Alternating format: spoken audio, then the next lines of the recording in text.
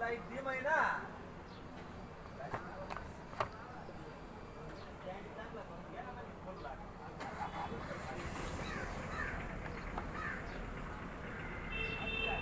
फक्त कागदपत्री मध्ये कागदपत्री मध्ये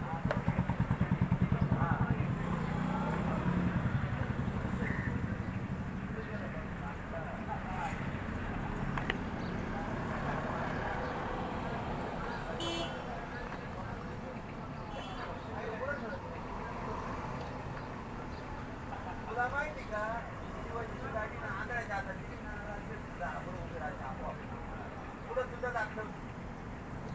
जशी तू ही गाडी आहे ना तिथून निघाली ना डायरेक्ट तिथं जाते.